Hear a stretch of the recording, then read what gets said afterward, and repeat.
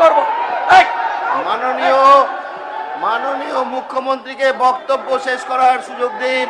তাহলে বুঝলেন মাননীয় সদস্যগণ, আপনাদের কাছে অনুরোধ, আপনারা বসুন। তৃণমূল থেকে গেল, মাননীয় মুখ্যমন্ত্রীর বক্তব্য শেষ করতে তৃণমূল দিন। থেকে গেল, আসল দাবি করা তৃণমূল পালিয়ে গেল। কালীঘাট তৃণমূল থেকে গেল, আর আসল তৃণমূল দাবি করা পালিয়ে গেল। মাননীয় সদস্যবৃন্দ, গঠনমূলক বসুন। সমালোচনা করুন, ইতিবাচক সহযোগিতা করুন।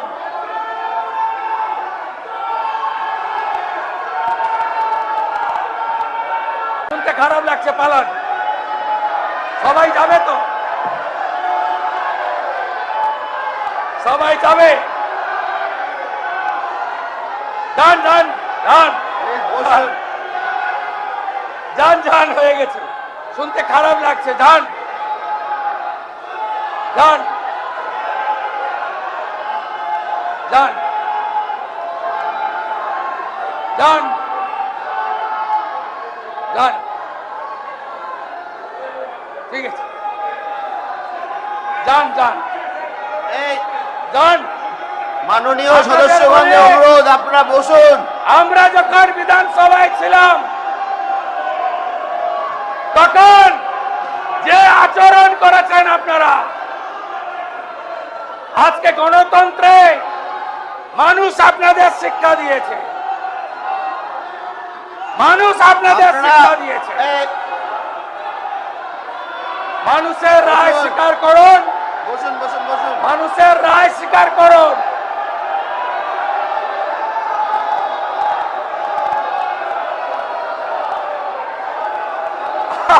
আরে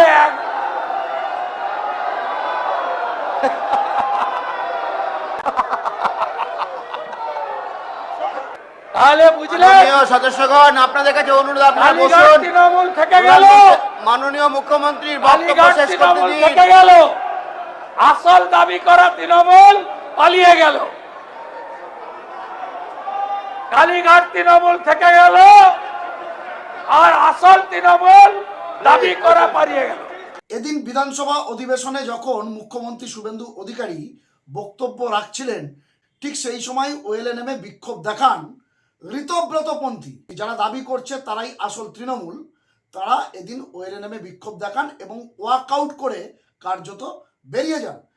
ঋতব্রতদের এই টিমে এদিন সক্রিয় অংশগ্রহণ করতে দেখা গেল রাজ্যের প্রাক্তন মন্ত্রী, কলকাতার প্রাক্তন মেয়র, প্রাক্তন মুখ্যমন্ত্রী মমতা বন্দ্যোপাধ্যায়ের ঘনিষ্ঠ বৃত্তের মধ্যে থাকা সবচেয়ে বিশ্বস্ত সৈনিক ফিরহাদ হাকিমকেও। সে যাই হোক, এদিন তারা ওয়াকআউট করে বেরিয়ে যান।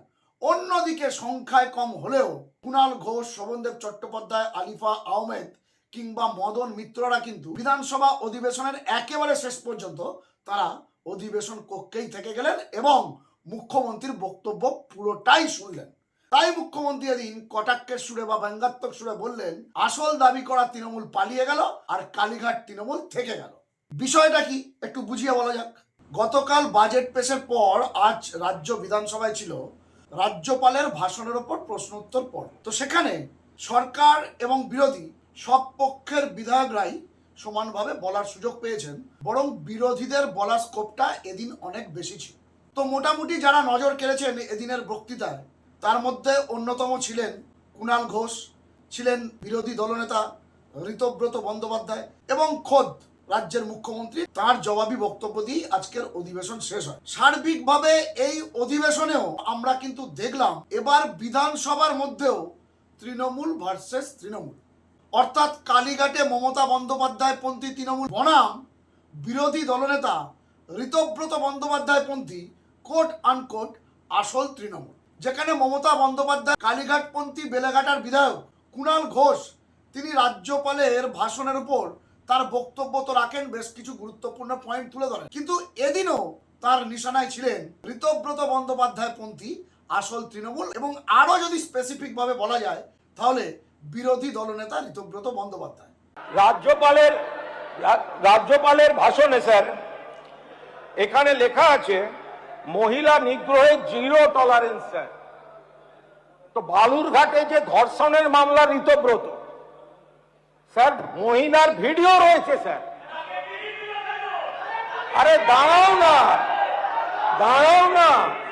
তো ঘটনাচক্রে কালীঘাটপন্থী বেলেঘাটার বিধায়ক কুণাল ঘোষ যখন এদিন সরাসরি ভরা বিধানসভার মধ্যে এমন বিস্ফোরক অভিযোগ করলেন বিরোধী দলনেতা ঋতব্রত বন্দ্যোপাধ্যায়ের নাম করে। দেখুন, এর আগেও কুণাল ঘোষ প্রায় প্রতিদিনই ঋতব্রত বন্দ্যোপাধ্যায়কে এই ইস্যুতে কটাক্ষ বা ব্যঙ্গ বিদ্রুপ করে আসছেন, কিন্তু সেটা কোনো সাংবাদিক বৈঠকে বা অন্য কোনো জায়গায়। এদিন একেবারে ঋতব্রত বন্দ্যোপাধ্যায়ের উপস্থিতিতে তিনি এমন বিস্ফোরক অভিযোগ করলেন। যদিও স্পিকার রতীন্দ্রনাথ বসু কুণাল ঘোষের বক্তব্যের এই অংশটুকুকে রেকর্ড হবে না বলেই জানিয়েছেন এবং তিনি কিছুটা কুণাল ঘোষের উপর অসন্তুষ্টও বটে। অন্যদিকে কুণাল ঘোষ কিন্তু একেবারে ডোন্ট কেয়ার অ্যাটিটিউডে যখনই বলার সুযোগ পেয়েছেন তখনই ঋতব্রতকে পরপর আক্রমণ করে গিয়েছে। এমনকি যখন ঋতব্রতপন্থী কোট আনকোট আসল তৃণমূল বিধায়করা ওয়াকআউট করে বেরিয়ে যান মুখ্যমন্ত্রীর বক্তব্যের মাঝেই, তখনও কুণাল ঘোষ একবার সুযোগ পান। এই সুযোগটা কিন্তু একটু অদ্ভুত ধরনের সুযোগ, কারণ মুখ্যমন্ত্রী যখন বলেন, এটা হলো প্রোটোকল, তার বক্তব্য শেষ হওয়ার আগে কিন্তু অন্য কেউ আর বলতে পারবেন না, অন্তত মাইক্রোফোনে অফিসিয়ালি বলতে পারবেন না। কেউ কোনো কমেন্ট পাস করতে পারেন কিন্তু অফিসিয়ালি বলতে পারবেন না। কিন্তু মুখ্যমন্ত্রী নিজেই কুণাল ঘোষ কিছু বলতে চাইছিলেন সেটা বুঝতে পেরে মাইক্রোফোন অন করতে বলেন এবং তখনও কুণাল ঘোষ সুযোগ পেয়ে ঋতব্রতকে অ্যাটাক করেন। কালীঘাট তৃণমূল থেকে গেল আর আসল তৃণমূল দাবি করা পারিয়ে গেল।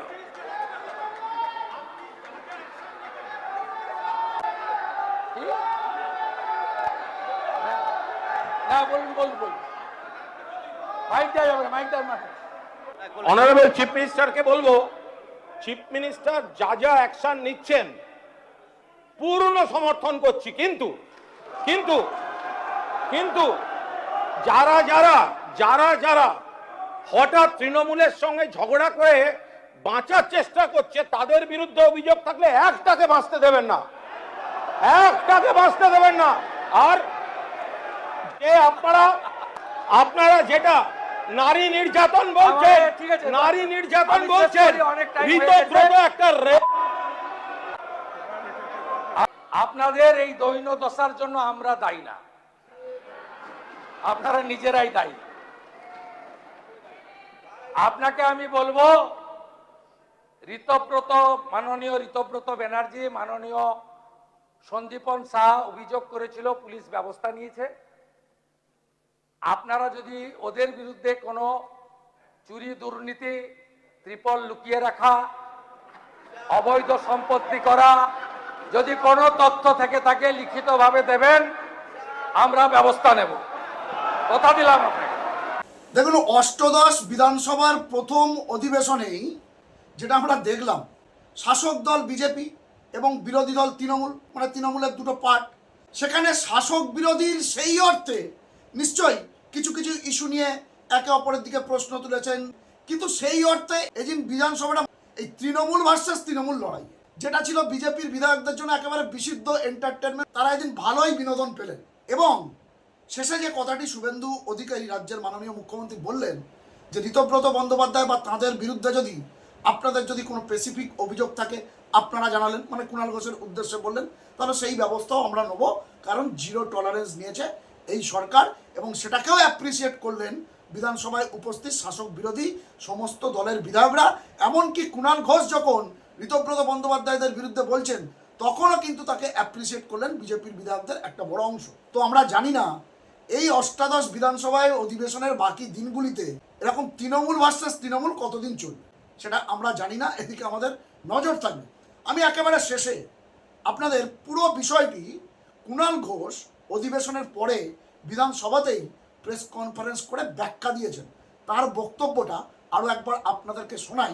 তার আগে রাজ্যের মুখ্যমন্ত্রী শুভেন্দু অধিকারী তিনি আবার এদিন বিরোধী দলনেতা ঋতব্রত বন্দ্যোপাধ্যায়কে ব্যঙ্গ করে বলেছেন, আপনার বক্তব্য শুনে মনে হচ্ছে আপনার মস্তিষ্কে কার্ল মার্কস, হৃদয় লেনিন ইত্যাদি ইত্যাদি। মানে মুখ্যমন্ত্রীও কিন্তু এদিন কিছুটা কটাক্ষ ছুড়ে দিয়েছে ঋতব্রতর দিকে, কারণ যেহেতু একটা সময় আপনারা জানেন ঋতব্রত বন্দ্যোপাধ্যায় অত্যন্ত সুবক্তা, অত্যন্ত শিক্ষিত, কিন্তু তার যেহেতু একটা সিপিএমের ব্যাকগ্রাউন্ড আছে সেই জায়গা থেকেই সম্ভবত মুখ্যমন্ত্রী ঋতব্রত বন্দ্যোপাধ্যায়কে এমন ব্যঙ্গ করলেন। সেটা শুনুন, তারপরেই আমি ব্যাক টু ব্যাক কুণাল ঘোষের বক্তব্য শোনাবো। প্রেস কনফারেন্সে তিনি কি বলেছেন। আবার বলছি, বিকাশ আর বিরাসত, আপনি আমাদের বাংলার ঐতিহ্য, সংস্কৃতি, গৌরবকে মুছিয়ে ফেলতে পারেন না।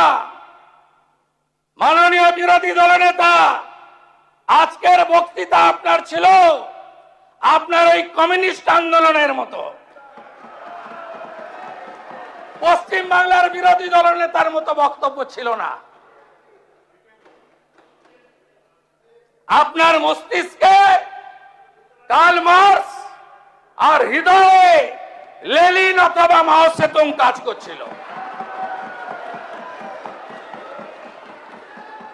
যারা একটা সময় বলেছিল নেতাজিকে তোজর কুকুর, আর রবীন্দ্রনাথ ঠাকুরকে বলেছিল বুর্জুয়া কবি, তাদের কাছ থেকে উপদেশ আমরা নেব না। মাননীয় মুখ্যমন্ত্রী শুভেন্দু অধিকারী অনেকগুলি সিদ্ধান্ত বা নীতিগত সিদ্ধান্ত বা দৃষ্টিভঙ্গি তিনি তার ভাষণে রেখেছেন। তার মধ্যে বিশেষভাবে গুরুত্ব দিয়েছেন নারী নির্যাতনের উপর, এবং তিনি বলেছেন বাংলায় যা যা নারী নির্যাতনের নির্দিষ্ট অভিযোগ আছে সেটা কেউ ছাড় পাবে না। এখন মুখ্যমন্ত্রী বলছেন নারী নির্যাতনের বিরুদ্ধে কঠোরতম পদক্ষেপ, জিরো টলারেন্স।